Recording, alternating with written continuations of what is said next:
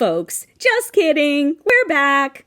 Orangina was just joshing when he said Republicans should be called panicans for worrying about his kooky tariffs crashing the economy. He was playing chess. See, because today is a new day. Today is 90-day pause on all reciprocal tariffs day, except for China. Full steam ahead on China. In fact, today is Screw China Harder Day. Yeah.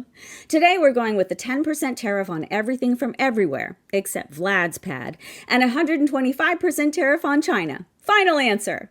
And yes, this was the plan all along. Orangina knows what he's doing. You have to piss in the pool when you get in and threaten all the other world leaders who are in there with you that you might just drop some deuces too.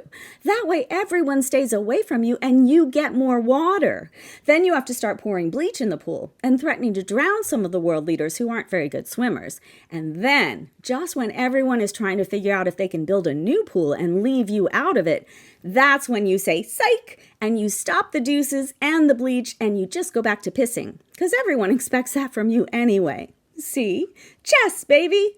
Otherwise known as tactical assholery. Works every time. Well, sure, it's a little risky, because once world leaders start realizing they can build a new pool and stop having to deal with you, they're far more likely to just go ahead and do that. And yeah, it makes all the Orangina spokespeople who have to pivot so quickly look like they just had a little accident in their pants, and they have to pretend they love being in public in wet underpants, but that builds character. And I guess, if we're being honest, which can get you sent to a gulag, but if we're being honest, then selling billions of dollars of stock just before imposing the kooky tariffs, and then tweeting that folks should buy stocks before announcing the tariff rollback seems a little sus, just a smidge.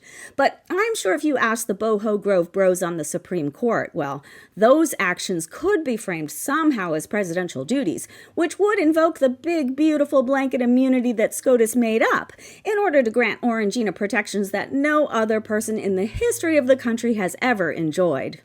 Ah, well, look at it this way, folks. At least we're not bored. Traumatized, sure, but never bored.